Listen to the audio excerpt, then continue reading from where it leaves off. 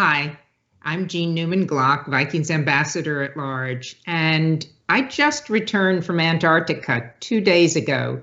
And even though today is about the Danube and this week is about the Danube, I had to mention it, and we'll be sharing so much on Viking TV about it. It was an amazing trip, the trip of a lifetime, and I'm just so excited about it, I had to mention. So stay tuned for Antarctica. But today I want to talk about Danube Waltz, another trip I adore. In fact, I went this June, and this was my second time going with Viking. I know you've had a lot of Danube programming this week, wonderful programming, the excursions that Karina went over, the tour of Göttweig Abbey, which I will have to mention Father Pius again, and Joost yesterday went through the itinerary. So I wanted to do something a little more personal today and share the excursions I chose on this second time that I've done Danube Waltz. And you may think 2 times, well, actually I could do it another 3 times and still not do all the excursions that I wanted to do. So these are the ones that I enjoyed in June, and they're just a taste of all the choices you have. Before I start the slideshow, and those of you that have seen me before or know me, know I'm sort of a history nerd, so apologies. But when you mention Danube, everyone has visions of blue Danube, tales of the Vienna woods, classical music, the picture here you see of the Budapest Parliament. So you have those visions, but there's so much to see and learn, and that's because the Danube has seen so much history. It was the northern frontier for the Roman Empire. So one side was Roman and developed, and the other were camps to protect that other side. So you've got some very strong differentials between East and West Danube. Then came the Middle Ages, and the thing that struck me the most were all the abbeys and monasteries that were built. In fact, Göttweig Abbey that you saw earlier this week and that I will mention was built in 1083. I had to peek at my notes. So you've got the monks preserving the history, the writing, and then the Habsburgs come, which was a royal family like none other. Marie Antoinette is the best known from that, Maria Theresa. But the Habsburgs actually started in the 13th century, and they were all along the Danube. Vienna was the base, Budapest was the second city, but it was the entire Holy Roman Empire. So it was so much history from the 13th century. Then you had, right before World War I, the blossoming of Art Nouveau, which was unlike anything in the world. It was Jugendstil in Vienna, actually.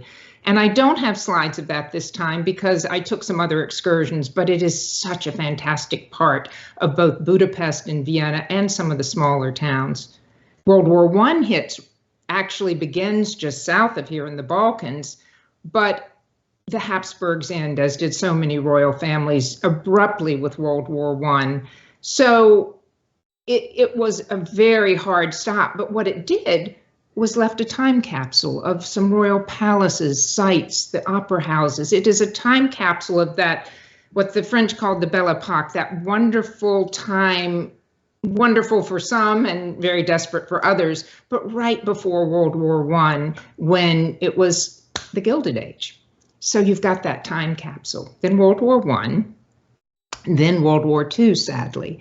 And one of the sites we visit is one of the first sites that Hitler moved into Austria, and I will show that site. So World War II, and then of course after that the Iron Curtain fell. So you had such a division.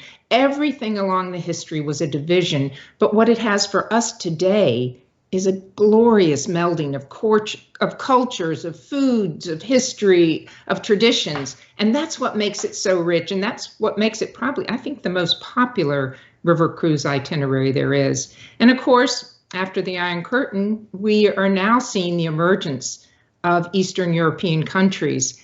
And I have a wonderful home visit in Slovakia that sees how these countries are emerging from that Iron Curtain. So it's fabulous. Excuse the history nerddom, but that's what I love. And I saw it all, I tasted it all this past June. So let's start.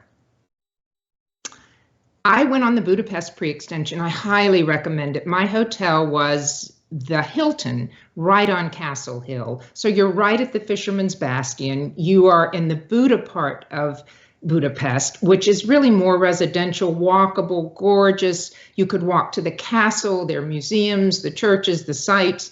It is a homey, beautiful spot overlooking everything. And I spent one day just exploring on my own after the local tour guides helping us had given us an orientation tour, and just walking around, experiencing it. And it is magnificent. The second day I took one of the optional tours, but this is what was right outside my hotel, minutes actually from leaving the hotel. And this is the Fisherman's Bastion, named because the fishermen used to be fishing down there. But there's the beautiful Danube, and you see through there the parliament that we showed in the first slide, that is the iconic shot of at night, but here it is at day. This was the site, basically from my hotel room, and you walked around all over Castle Hill. The other important thing now to consider with the pre-extension is they're no longer allowing tour buses up on Castle Hill. So though you can get there by funicular and other means, it's not part of the regular city tour once you embark on the ship. So to have these 2 nights, 3 days to explore was truly a gift, and even more important if they continue that. Vienna gave Budapest money to build this glorious opera house, and it was built in the Golden Age, in the Gilded Age, right before World War I. But Vienna said, you can't make your opera house bigger than ours.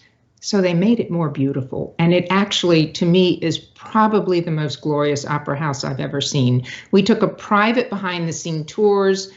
We had it all to ourselves, our group of maybe 15 Viking guests.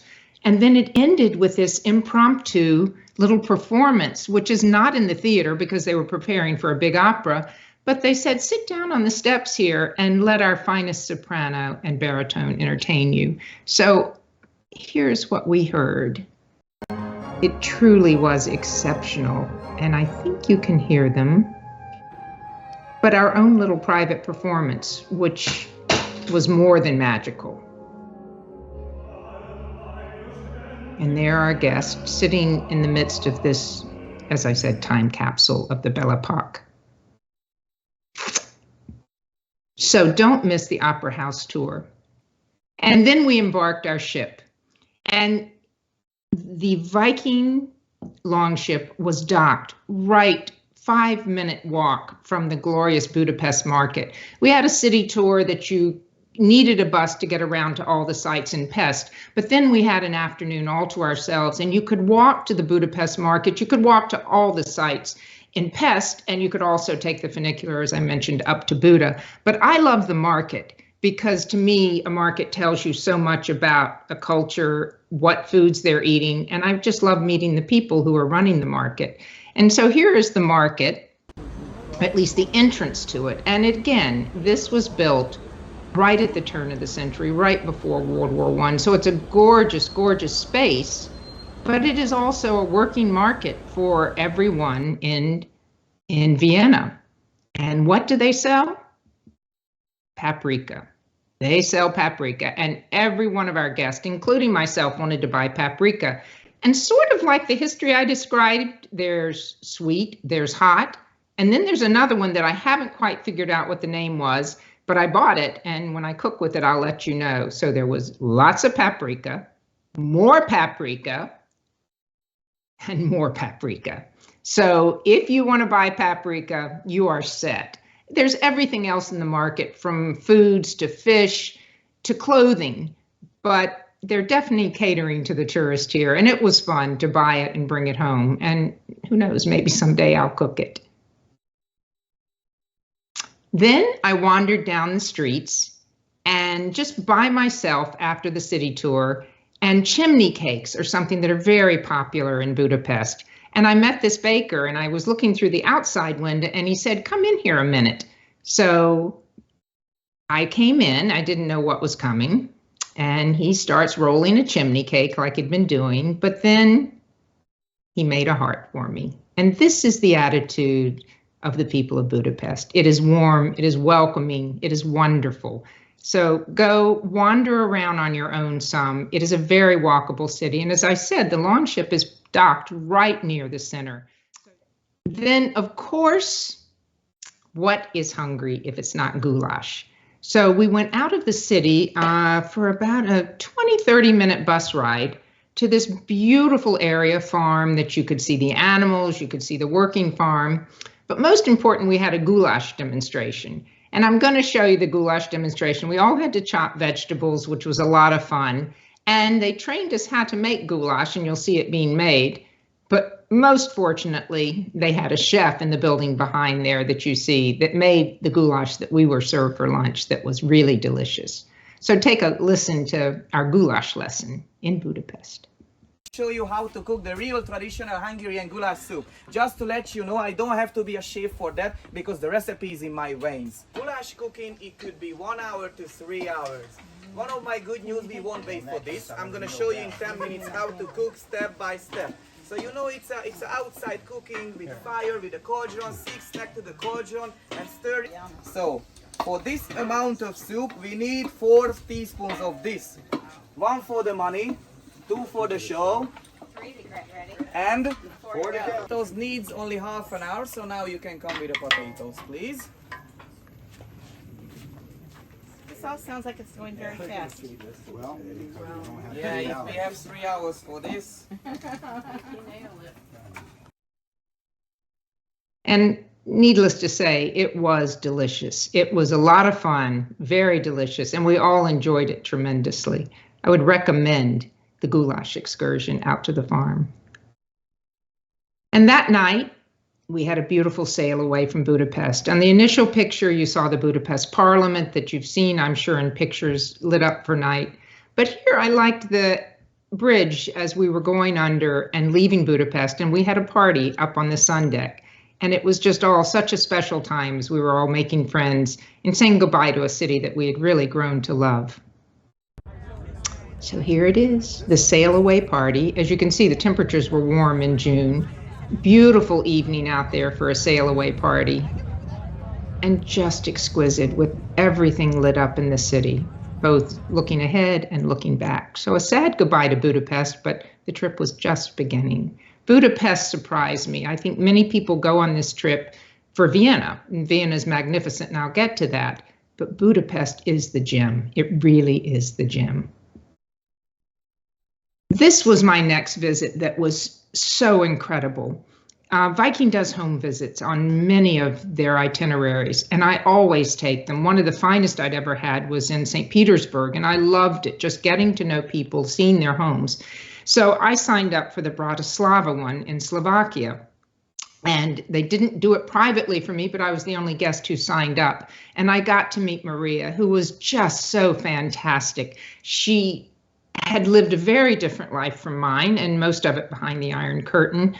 But we were so similar. We had the same number of grandchildren. We had the same goals for our grandchildren. Maria is traveling a lot now. She had travel brochures everywhere, and I dare say I think she travels as much as I do, and she definitely spoils her dog as much as I do. But we had a wonderful, wonderful visit with Maria and her dog, who was great. She had a beautiful garden, and here is a selfie of all of us. This is our wonderful guide and Maria and I in her garden, where we tasted all her fresh berries, saw what she was growing.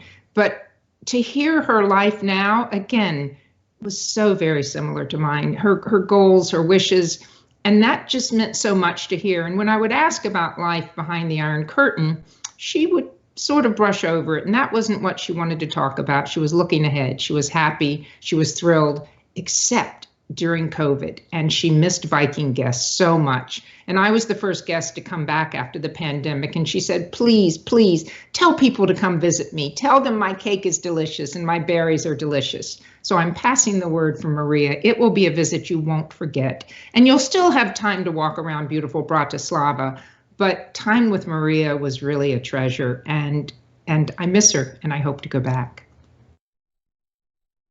Next stop is Vienna, and Vienna is a highlight. I don't mean to diminish it by my new love for Budapest. Here's St. Stephen's Cathedral, which is the end of your city tour, but if you've been there before, it is on the walking passage. And so once you are there, they give you, I think we had an hour free time to wander back through Vienna and see different sites we wanted to see. It was great. It was a rainy morning, a very rainy morning, so the pictures aren't as dynamic as they could be. But it was a great tour. I love Vienna, the Habsburgs, the Habsburg Empire. Let me just show you one of the other things. I didn't take the Lipizzaner horse tour. I chose to go to Schönbrunn, which I'll discuss in a minute. But as we were walking through the Hofburg, the palace of the Habsburgs right in the center of Vienna, here's what we saw. So I feel like I didn't do the Lipizzaner tour, but I did get to see the Lipizzaners, and that was very special. We watched them muck out the stalls, feed them, and it was a real treat. So you might not miss the Lipizzaners if you don't take that tour, but again, there's so many wonderful excursions. You could do this trip so many times. This is a portrait of Empress Sisi, and her name can either be spelled with S-I-S-I or S-I-S-S-I. I looked it up trying to get it right, and there is no agreement. But if you're watching the new Netflix series, it is about her, the Empress, and it is a fantastic series. If you aren't watching it, it's a very good look into this period from 1850 to her death, or to the death of Franz Joseph, her husband, right before World War I. So this portrait I saw when I was a student in college visiting, and it still remains my favorite in the world, but it's a portrait by Winterhalter, and it truly is something you can't imagine till you see it in person, the glory of it, the majesty, and it's in the middle of the Hofburg still. Now they have a whole exhibit on the life of Sisi because she was the Princess Diana of the time, and people are rediscovering her sad life.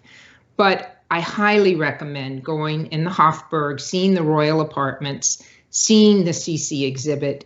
It's right there in the center of town. And in Vienna, the Longship is docked about a 5-minute subway ride from the center of town, and it's a direct subway. They tell you exactly how they do it. So you can stay after any tour and explore on your own. And please go see this portrait and then let me know if it really impacted you like it did me. I go pay homage to it every time I'm in Vienna. It's exquisite. It tells so much about a period of that grande epoque, tells so much about fashion. This is a Worth dress that I know many of you have heard of.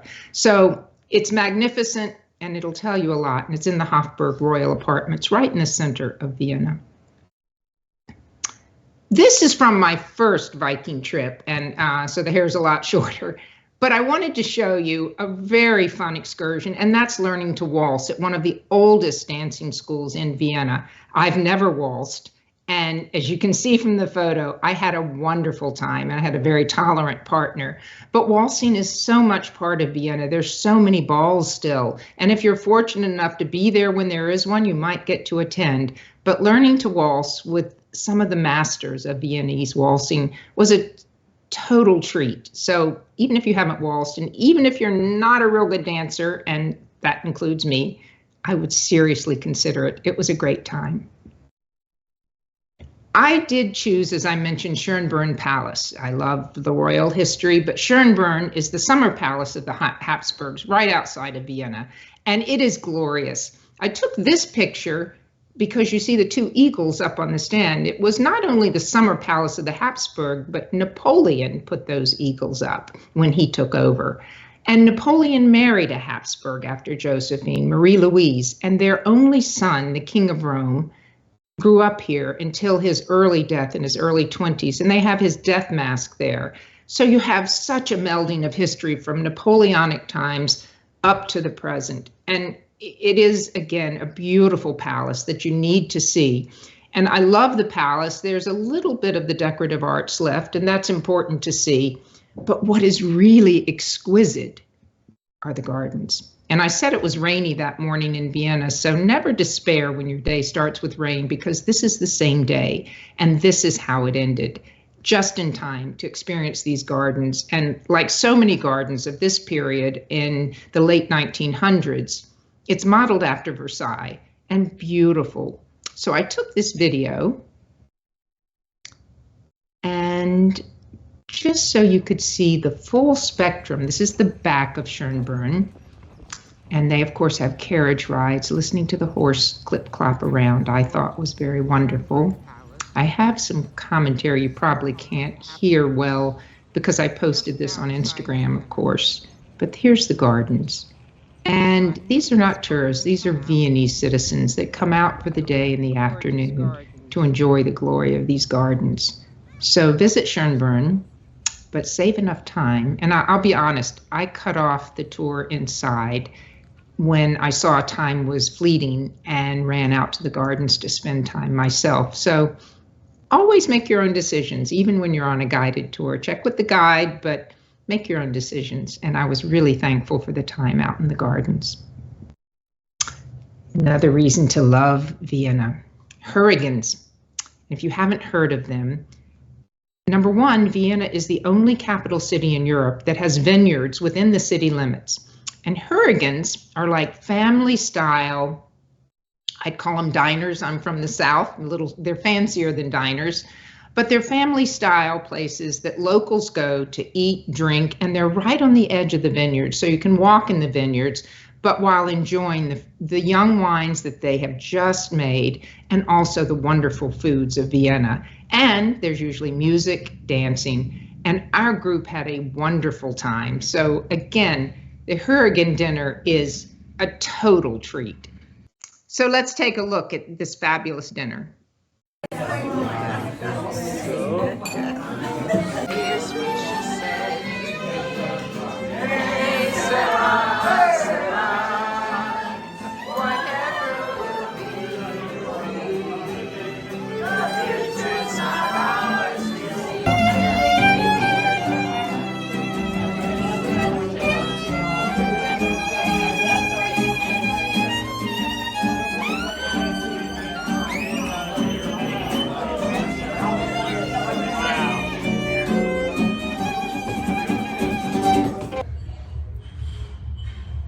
Here's the remains of what was a really great party at the Hurricane here in Vienna.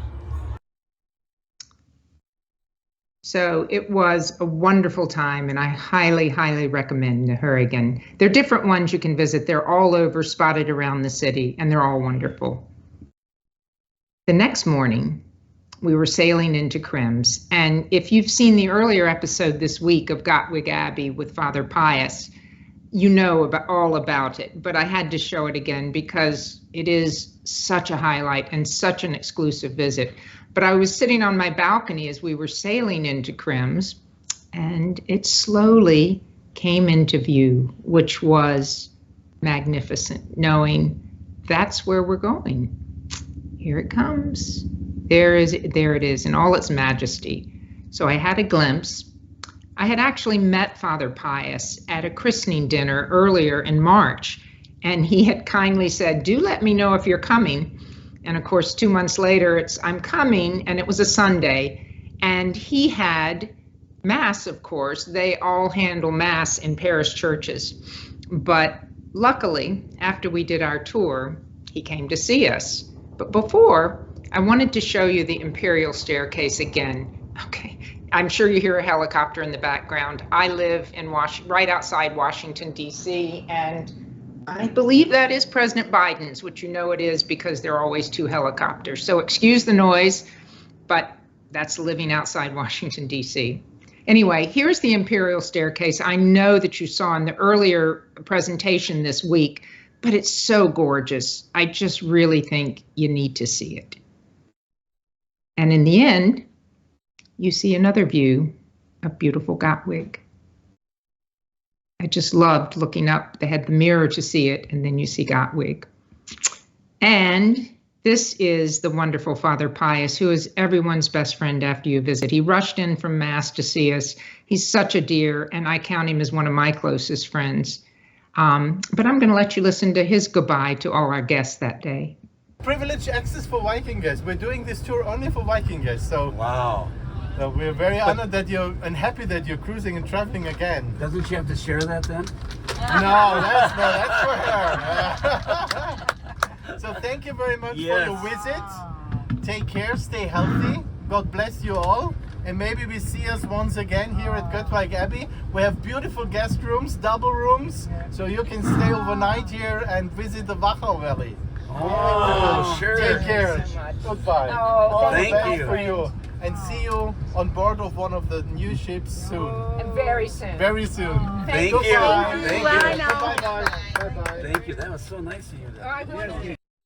Those of you who've sailed with Viking know it's visits like this, visits like the one with Maria at Bratislava, that set Viking apart, and why I've loved it for so many years, my Viking cruises, even before I began working last year for the company. It's amazing to be able to visit friends like this. And again, Viking are the only group tours allowed into Göttweig, and it's such a fantastic visit. Thank you, Father Pius. I can't wait to see you again.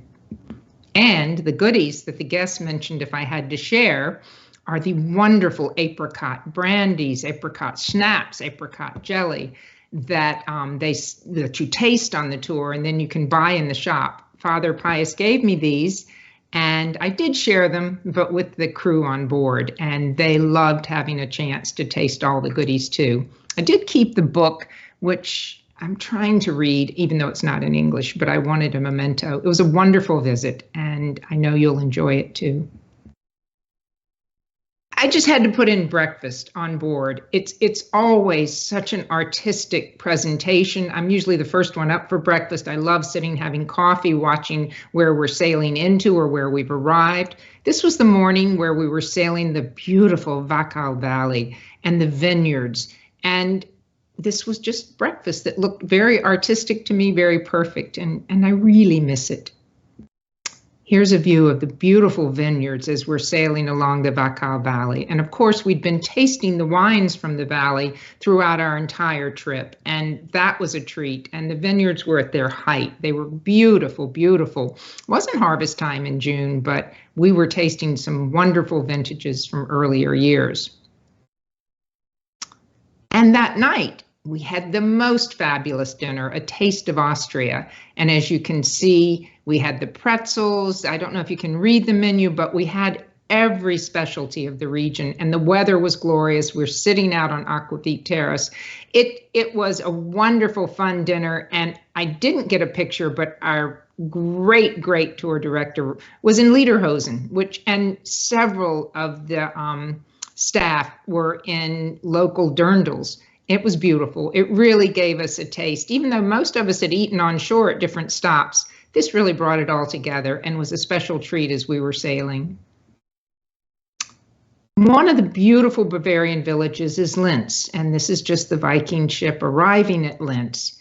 And it's a smaller town. We had a fabulous walking tour. Here was our guide we all fell in love with, and showing us where Mozart lived and did several of his important compositions. One thing on this tour you'll find out, Mozart visited everywhere, sort of like George Washington slept here, except he really did.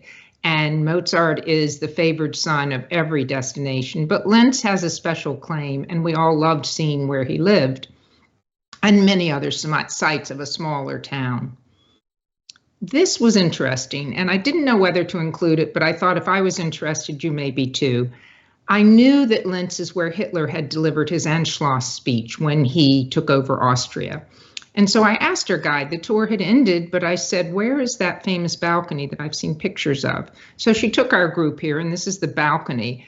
And she said, we weren't allowed to mention it until 5 years ago, but now the tourism board feels it's important to mention it and say what happened. And it's an important site. History teaches us lessons. So I was glad to see it. I was glad that they're now open about it, and we'll all learn from history. That afternoon, we had a beautiful tea on board as we were sailing to Passau. Again, life on board is so wonderful, and you'll miss it. I miss the life on board as much as I miss the sites we visited, both on this river cruise and in Antarctica. It's just a way of serving you and meeting your every need comfortably without ostentation or without butlers and jackets that don't fit. I love it. I miss it. I miss everyone I've ever been on. And this is arriving in Passau, where we met two other Viking longships that had just arrived. And again, Passau is a beautiful Bavarian town. You can do the city tour, you can walk around on your own. There's so much to see and do. But I decided to go outside of town and visit a farm this time. And the drive out there, again, about 20, 30 minutes, nothing's very far, was exquisite. And this is the farmland where we visited, the land behind it where we visited. And it was just such a wonderful visit. We met the woman who runs the farm. She discussed her life there, the cows, the challenges. We tasted the cheeses she made, the yogurt she made. It was a wonderful afternoon of about 2 to 3 hours of just getting to know what her life was like. So it was a home visit as well. We also had a family of farmers from the Midwest on board, and they taught us a lot as well about the comparison between raising cows in the US and the Midwest and raising them here in Germany. So it was a wonderful sharing of information. And again, people finding out we may be different, but we're all pretty much alike. So it was a great visit. Here's another view of the farmland. And here's one of our guests greeting one of the calves. I don't think he was feeding him there, but we met lots and lots of cows. And here's just a view of the farmhouse and our guest arriving. And it is such a beautiful Bavarian farmhouse that I wanted to share it with you. Just storybook and exquisite, complete with a dog and cat. And the dog we all played with the entire visit because he wouldn't stop bringing us his ball. And here's one of our guests playing ball with him.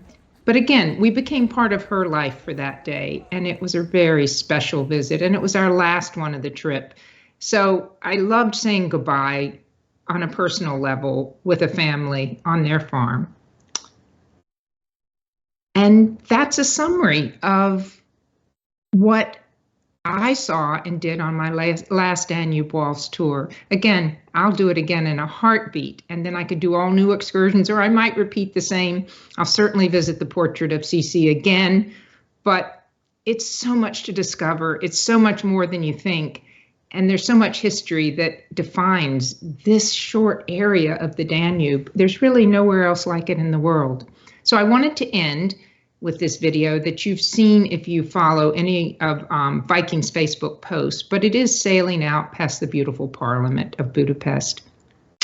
And I hope you'll stay on and share any questions you may have, any memories you may have of the Danube. I'd love to chat with you, so I will be ready for your questions and look forward to hearing your thoughts.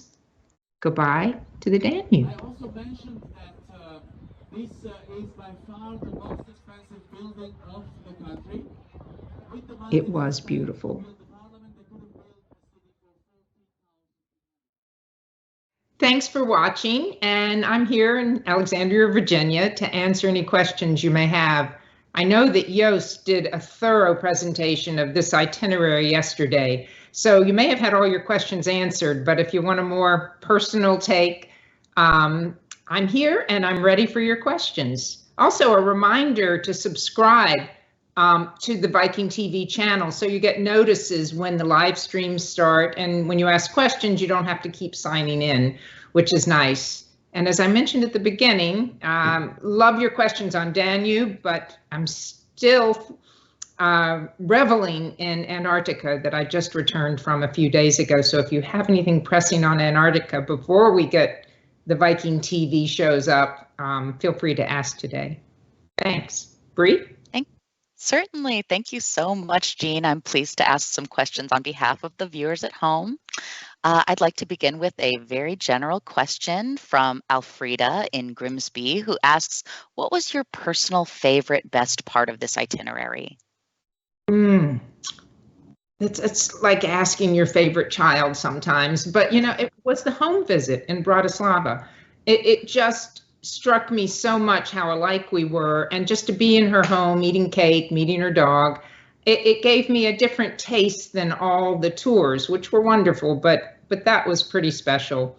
That would be number one. Number two, probably Schönbrunn, just because I love royal history and seeing so much of the royal history there, as well as Napoleon. I'm a Napoleon nut. It was exciting. Lovely. We have a related question, actually, regarding the home visit from Nora in Naperville, who asks, you spoke about the lovely home visit. Are you able to stay in touch with the families and people you meet there? Oh, that's a great question. Maria, I have not been in touch with since, and I should have gotten her email. I would love to be in touch with her. So if anyone goes on the home visit in the future, get Maria's email and share it on Viking.TV questions. I did, as I mentioned, had done a home visit much earlier in Russia, in St. Petersburg, when, of course, we could visit. And I have stayed in touch with the homeowner there and had wonderful discussions with him throughout, and just followed his research. He's a author, and it's been fun for me just to stay in touch and hear what he's doing. We both were writing and researching the Romanovs, so learned a lot from his perspective. Thank you. A question from Lerma, who asks, we're traveling next week and are concerned on what dress clothes we have to pack, wondering what the weather is like right now. Okay, I was there in June, so it was very warm. But I would say right now, and I was on the Rhine several weeks ago, it can get very chilly and it can be bright and sunny. So I hate to sound standard, but it's layers. And be sure you have rain gear, because you never know. There are umbrellas on board. But I would be prepared for any type of weather. You could have glorious fall weather, or you could have a rainy day or two, which actually adds to the mood sometimes, particularly on Danube. So it'll be chilly. Thank you. Chadrick in Covington asks, would you recommend the extensions before and or after the itinerary?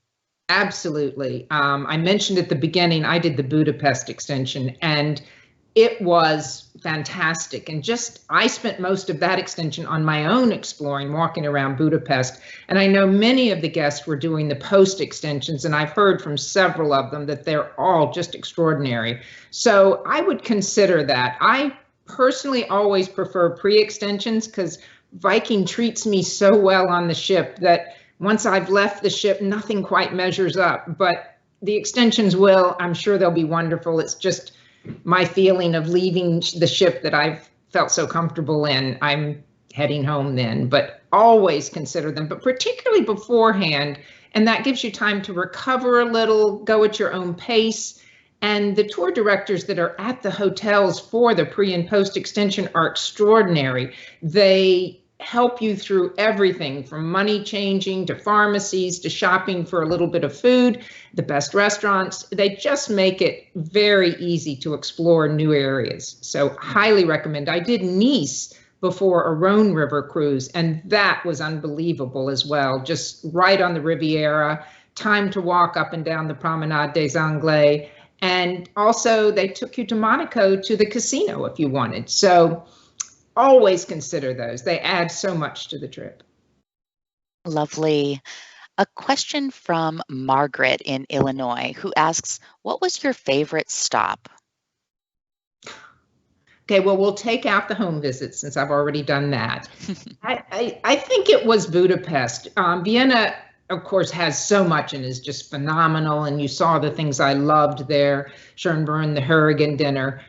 But Budapest is just such an undiscovered gem to me. I knew a little of the history, but it is an undiscovered gem, and there's so many layers to it, and the foods and the cultures that meld.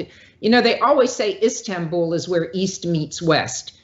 I'm not so sure that it might not be Budapest as well, because it just, the flavors, the cultures, the horsemen, everything there. And I did see one question on Facebook that I'll address, and I did misspeak. Of course, that market is in Budapest, not Vienna. And that market is just steps from where your longship docks. And I could have spent hours in it. And they have a wonderful little restaurant up top that I had to try some more local goulash. So you can just wander there, have a taste, buy your paprika, buy some fabulous costumes, a native beautiful embroidery. So yeah, it is in Budapest. Excuse my misspeaking, and I bet I did otherwise in the presentation as well. So catch me if anyone else heard something incorrect. Thank you, Jean. We have some general questions about your experience. This first one comes from Tristan in Atlanta, who asks, what's it like traveling solo? Oh, that's a great question because I am almost always alone traveling, and I love it because it forces me to go in the lounge, whether on a river ship or on an ocean or expedition, and to meet people. And the Viking travelers and guests are so wonderful. They see you're alone, and even before they know I work for Viking, it's like, oh, let's adopt her. And I've just made so many wonderful new friends and been adopted by so many great people who see that I must seem to need help taking care of me. But I love traveling solo. I love traveling with my husband and my family, but solo really gives me a chance to get to meet the fellow guest and to also spend time alone in my stateroom, just mulling over what I've seen and what I've done.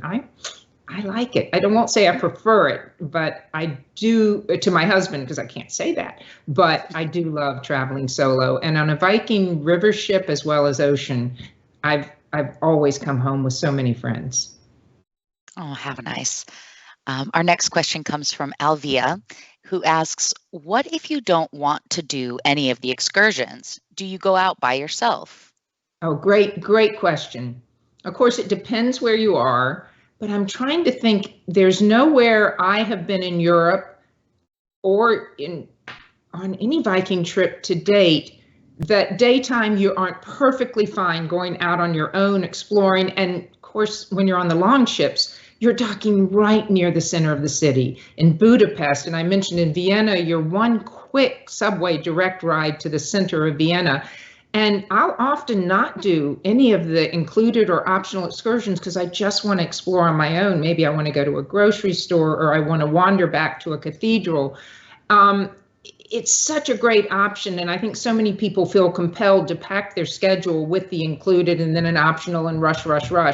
And sometimes it's just wonderful to take the day and wander on your own. And again, your tour director and the local guides will let you know if that's not safe. But I haven't been anywhere in the past 5, 6, 7 years that daytime wasn't safe. At nighttime, as a woman alone in some cities, there are areas I might not go to, but daytime, there's nowhere. And consider it. Don't pack your days. Explore and do what you love. Bookstores. If they don't visit bookstores, I take time and go to the bookstores. How nice. Thank you. A question from Mary Beth, who asks, what is the best currency to use there? That's a tricky one because Hungary uses forints and not euros. And you really don't want to exchange many, even if you are there for the extension, which would be 2 nights, 3 days. So what I did was charged everything on credit cards. You could charge everywhere, even in the market. But if you did get some foreign, or if you paid in dollars or euros, which they would take, you would get your change back in forints, but that's the only place you could use them. Once the ship starts sailing, everything's euros. So I would have euros then, and that's good. And tipping the guides in euros is really what you should do. And so get some euros from an ATM when you hit the first German or Austrian port, and it just takes a few minutes, and that's the best way. But again, avoid getting many Hungarian forints on this one. Thank you. A question from Morgan, who asks, were there local specialties on board outside of the Austrian dinner? What were some of your favorite meals, both on board and in the cities? Oh, okay. I'm glad you asked because I told you how much I love the Austrian dinner, but I didn't point out that the entire voyage we had local specialties and local wines every night, every lunch. And sometimes I'd see the head chef out in the market purchasing some of the local produce and fish. So yes, it was local specialties the whole way.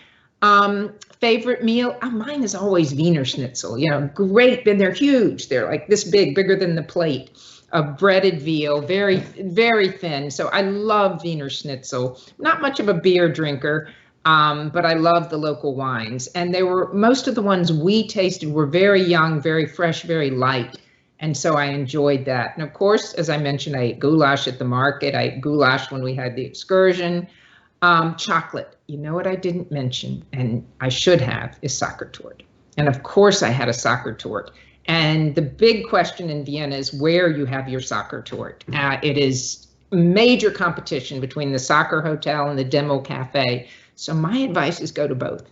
It's wonderful. And the cafe culture in Vienna is the turn of the century culture that you sit there for hours. They never rush you off. They have newspapers, magazines, they have them in English. So if you're exploring on your own in Vienna, go to the soccer hotel, try their soccer tort, maybe walk enough to then go to Cafe Dimmel and try theirs. And you can do your own judge of which is the best soccer tort. Thank you. Speaking of that, Mika in Montclair asked if you had tried the soccer tort and also asked if you had tried the Mozart Kugel. Soccer tort, yes, we just talked about. The Mozart Kugel, and I'm not clear, but are those the little round Mozart chocolate balls, I believe, that are wrapped in red and gold and Mozart's face on them? I have, if that's it. Kugel, I thought was more of a pastry, so I apologize if I'm wrong, but if it's the candies, yes. And that's my daughter-in-law's favorite candy, so I always bring some home for her. So if it's not that, Mika, let me know. But I probably didn't try it if it's not those little chocolates. I see. Thank you. Speaking of the dining opportunities while you're traveling, Janice asks, when you're taken out for dinner on an excursion, is it covered by Viking? Yes. If they mention dinner, which often is included in excursions, it is included, and usually it's always included with wine or beer or soft drink. But if you want something additional, you might pay a little additional. But if it's part of the excursion, they point it out in the description. Sometimes it might say lunch on your own if it's an all day somewhere, but most of the time the meal's included, and most of the time they're really fabulous because Vikings very picky where they're going to let their guests go eat off the ship. So enjoy them. Thank you. A follow-up question from Janice. This comes from Facebook, and she asks, do you come back to the boat to eat lunch and then go back out to sightsee? She adds, how late can you stay out on your own before you have to return to the ship? Is the ship docked overnight? Good question. It depends on the port, and every day they will tell you in the Viking Daily what is the last time to be back on board. And sometimes it's 5 o'clock because it's going to sail overnight. And sometimes it'll be later in the evening. On the Rhine River cruise, they had beer pub crawls, and so it would be later in the evening. Once in a while, it's overnight in a city, but every morning they'll tell you in the Viking Daily what time is the last time to be back on board. As for coming back to the ship to eat lunch, if I'm out exploring, often what I do is an excluded excursion in the morning, which might be the overview of the city, and then they have a drop-off point before they return to the ship. And I'll usually stay in the city. I don't need a big lunch. And so I'll stay in the city to try something at a cafe. But there's always the option to go back to the ship to eat and then come back into the city as well. It's just a personal preference, but enjoy the city. I mean, there are wonderful local specialties on board, but when you can be in one of these cities and sit in one of their cafes, it's just part of the experience of touring. Thank you. We have some questions about the shore excursion experience.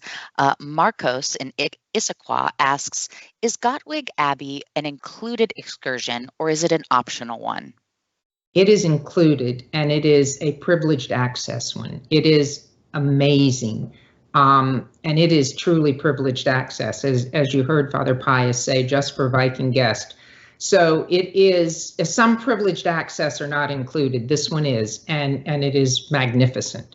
I'm pretty sure it is. I hope I'm not wrong, but I'm 99% sure it is. So it depends on the excursions, though, and you just check each time when you're choosing your excursions, either before your trip or on board. And this is one thing I wanted to mention. I know so many people get worried when they're signing up for their excursions and something looks like it's full, particularly the included. Don't worry. When you get on board, things will work out. They will either add new times for the included, always get on a wait list because things change constantly. I can only maybe think of one excursion in all my years of traveling with Viking, and I've traveled with them for 15 years. I've only been working with them for one. That I didn't get on an excursion I wanted. So don't obsess and worry if you can't get signed up for just what you want immediately. Viking wants to get you out when you want to get out and to see what you want to see. So don't worry and just talk with them on board too. Thank you. I'm 99% sure it's included. If not, I'll have to do a mea culpa on Viking.TV. Okay, thank you, Jean. We have a comment and a question from Vicky on Facebook, who shares, I will be dancing the Viennese waltz in Vienna. I do have dance experience, and I hope this isn't just for beginners. You mean I didn't look like I knew what I was doing?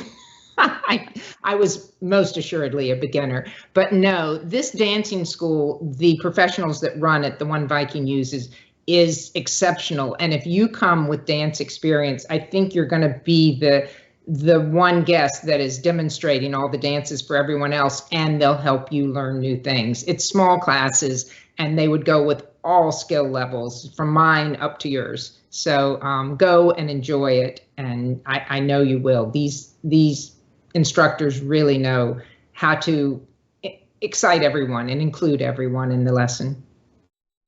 Thank you. We have a couple of questions about our Christmas markets that you may be able to answer. Janice shares, I'm planning a trip to the Danube and the Rhine on the Grand European Tour in May. Is that a great time? And will I do the same trip during the Christmas markets? I thought I'd choose my outside excursions when it's warm and when it's colder to do more inside excursions. Do you have any tips? Additionally, sorry, go ahead. Sorry. No, go Stone ahead. in Minneapolis also asks, have you done the Christmas markets along the Danube and would you recommend it? I have not done the Christmas markets along the Danube, and I would highly recommend it, and I highly hope that Viking sends me maybe very soon. But I think your plan to do the outdoor ones in May and then more of the indoor at the Christmas markets is a great one. But I should point out the Christmas markets are outdoors. They're usually very warm and booths on both sides. I've been to the markets, I just haven't done the river cruise.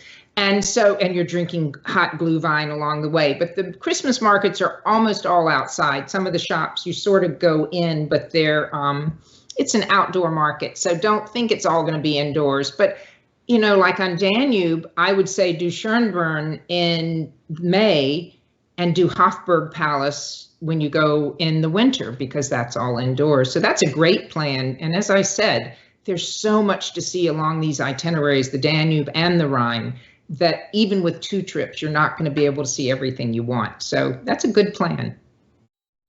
Thank you very much. Devin asks, where is Viking sending you next? Good question. I don't know. I am unpacked from Antarctica. I'm still high on Antarctica. But usually they let me know 2, 3, 4 weeks ahead. So I hope to hear any moment now. But if you have any ideas where you'd like to see me or where I might run into you next, put them in the comments and we'll nudge Viking along. I can't wait to see where I'm going next. Wonderful. A question about the onboard trip. Greg asks, can guests send postcards home or ship souvenirs directly from the ship? Postcards. I rarely see anyone trying to send them, but I do know a couple trips back, I do remember the front desk helping someone that wanted to send postcards. So I know they can help you do it. Shipping things back, often it's easiest from the store that you bought something. And I know that several guests on my Rhine cruise sent their cuckoo clocks back from the Black Forest and had them mailed. And I know they're arriving right now because they're all posting them on Facebook. So the best thing is to ship something you've purchased from the store that you've purchased it from. But as always, the Viking staff and crew on board do everything possible to help you. So if you run into an issue or run into something, they will help you. I know they will. It's just not standard that everyone leave their packages here to be shipped. But safer from the store where you purchased it, and then you don't have to pack it as well. Thank you. A question from Nomi in Chicago, who asks, what are your favorite spaces on board the ship? I love the Aquavit Terrace. Summer, spring, winter, fall. Sitting out on that terrace, both when you're docked or when you're sailing, either with hot chocolate, hot coffee in the colder weather, or enjoying a soft drink or a glass of wine. it's my favorite spot because you can smell, you can sense, you can see the landscape. I love sitting there too and watching when you're in docked, watching people go by and look at the ship. They're all interested in looking at the ship and seeing who's on it and waving to the people. So it is always Aquavit Terrace, and you'll see me out there all the time. Thank you, Jean. Loma in Denver asks, was there a piece of history that you learned that stuck with you or surprised you while taking this trip? So much history surprised me. Probably though at Schönbrunn, I didn't realize Napoleon's son had lived there until his 20s and his death, and that his death mask was there, and his mother had been there after Napoleon was exiled. So I was shocked at that, and shocked at the emphasis they put on it as well. It was a good third of the tour of Schönbrunn Palace was Napoleon's son, the King of Rome. And it just seemed a little out of touch with how many centuries of Habsburgs were there. But there was also a strong focus, which I loved, on Maria Theresa, who was Marie Antoinette's mother. And I learned a lot of things about her and her phenomenal reign, because I love learning about strong women and strong women rulers. And she was one of the top. So if you ever need to read up on Habsburgs, make it Maria Theresa. Fascinating. Thank you, Jean. We have a question from Lizbeth on Facebook, a general question, who asks, I would love to take this trip. How do I even get started? Oh, easy. You call the Viking number, and their staff that answer the phone are experts on the trip. They can give you answer every question, or if you have a travel advisor, they're a wonderful resource, and they would work with Viking and you as well. So either call your travel advisor or call the Viking 800 number, and you'll get started, and you'll see how easy it is either way. From them planning it from start to finish, or them telling you, oh, you want to book your air, we'll book this. I can't tell you, if you're new to travel, the security of arriving at an airport when Viking's booked your air, and you're met by the Viking representative who takes you to the hotel or the ship, where you're handed over to another Viking representative who deals with everything. If you happen to have lost luggage, which isn't happening as much now, thank goodness, but they'll help you deal with it. They will deal with everything. The feeling of relief even I have, and I am a traveler for the past 40 years, but to see that Viking representative the minute you step off the plane and know you are in Viking's hands is a great feeling. And you'll feel the same when you make that first phone call. So go ahead, take the leap and find out. You won't regret it. You won't. Thank you, Jean. Just a couple more comments and questions for you. Eileen writes from Methuen. She shares she loved the pre-extension in Prague. The astronomical clock was amazing. Can you speak to that clock, Jean?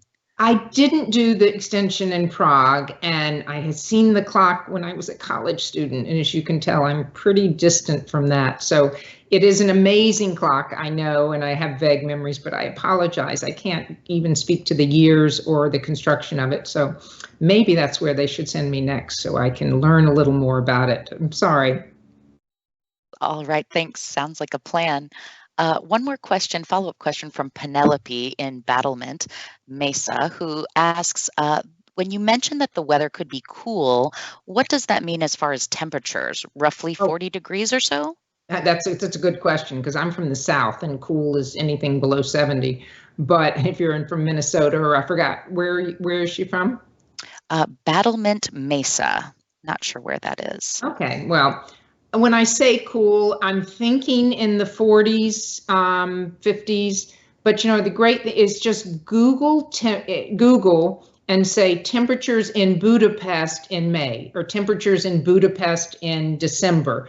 And they'll have a wonderful chart you can choose that shows the average temperatures, average rainfall. And that's what I always check. In fact, I check it usually the week before I'm packing. I check the history of the temperatures, as well as on my Apple phone, on the weather app, I put in the cities that I'm going to be visiting where it has actual forecast. So that's my plan, and that's usually how I decide how I'm going to pack. But I would think Central Europe in the winter, late fall, you're looking at 40s, 50s highs, maybe even down in the 30s some. Fahrenheit. Thank you. Yes. Finally, to wrap up, we have some comments from, we've got Janice on Facebook who comments, "Thank you so much for your thorough, wonderful answers. I have so enjoyed watching this video. It has made my decision so clear. Viking all the way." Also, you won't regret it. I'm glad if it did inspire you to go. And Lauren and Rob in the US shared, "God, I loved this trip. We went 2 years ago, and thank you for providing the summary, Jean." Oh, thank you for watching, and thank everyone for watching. It was great fun. And I'll be back with the next postcards from, I think it'll probably be Antarctica, but maybe somewhere else. And I look forward to chatting with everyone then. But thanks for all the questions, and thanks for hanging in there with me. And let's all hit the road and discover somewhere wonderful in this world.